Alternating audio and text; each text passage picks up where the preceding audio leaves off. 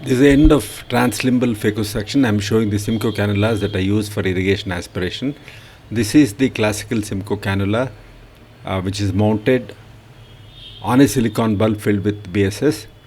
Aspiration port is 0.3 millimeter in size. That's the left cannula, which is connected to a syringe. Syringe is a 5 ml syringe, which is got the bung there, which gives very good suction.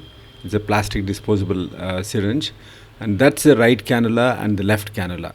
So as there is no side port, we'll have to remove the subincisional cortex sometimes using these.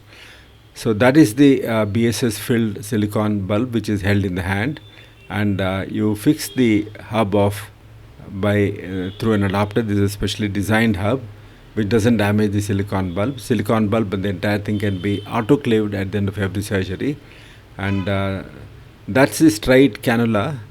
You see the port there, 0.3 millimeter for aspiration.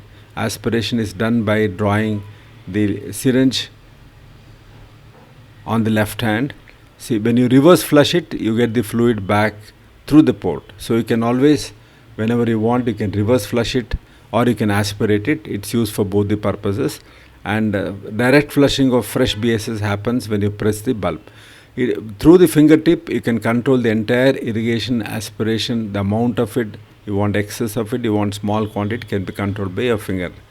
The reflex, as you see under the microscope, is instantaneous, and you will be able to control the thing by gently squeezing or firmly squeezing it, aspirating on the left hand, or reverse flushing the left hand. All are in your fingertips. I am showing this again slowly. You see the attachments. That's a 23 gauge cannula.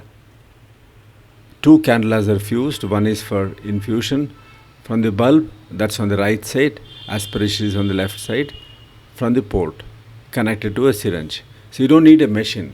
The entire irrigation aspiration maintenance of the anterior chamber, removal of the cortex, sometimes even removal of the epinucleus can be done by this.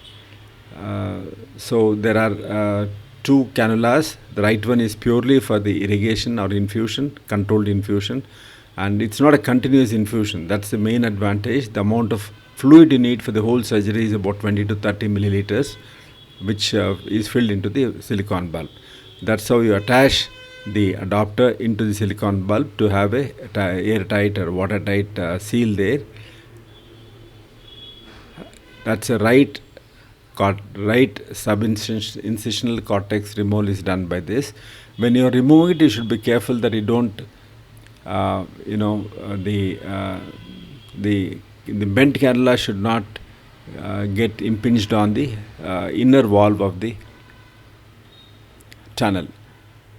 Now I am flushing the left-handed one. So that's a reverse flush. Like when you want to remove the remove the viscoelastic in the angle region, or gently flush the endothelium at the end of surgery, you can use this method.